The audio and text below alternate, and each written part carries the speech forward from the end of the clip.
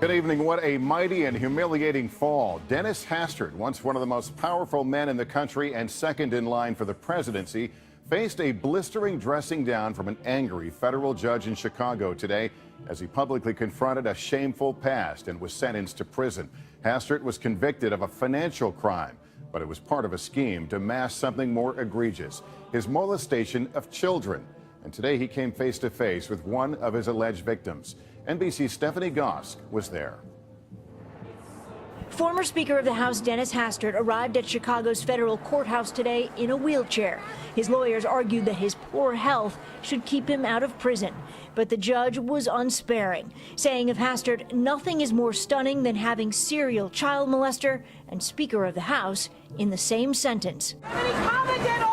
Hastert was sentenced to 15 months in prison, followed by 2 years of supervised release for illegally structuring cash withdrawals, hush money used to pay a man who says Hastert sexually abused him when he was 14 years old. The statute of limitations on the alleged sexual abuse has expired, but Judge Thomas Durkin considered the allegations in giving Hastert nearly 3 times the original sentencing recommendation from the federal prosecutor.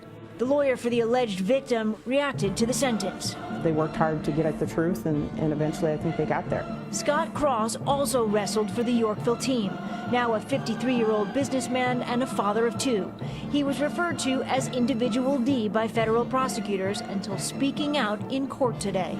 After decades of unfathomable silence, he stood up and spoke the truth. At times breaking down with emotion, Cross told the judge that Coach Hastert sexually abused me my senior year of high school.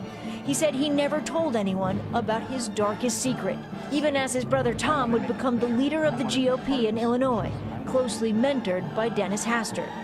The former speaker actually reached out to Tom Cross for a character reference to be used in today's sentencing hearing, but that reference was never sent. The sister of Stephen Reinbold, another alleged victim, also spoke today in court. Her brother died of AIDS in 1995. It wasn't just Steve making up the story. So it's validation? Absolutely. Today in court, the judge asked Hastert directly about Reinbold. So did you sexually abuse him?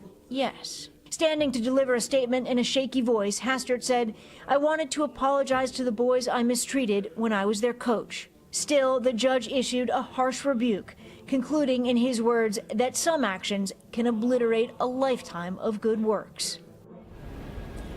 In a statement, Hastert's lawyer says his client accepts the sentence and hopes he can now focus on his health and fixing the emotional damage he's done to family and friends. So far, authorities have yet to identify the prison where he will serve his time.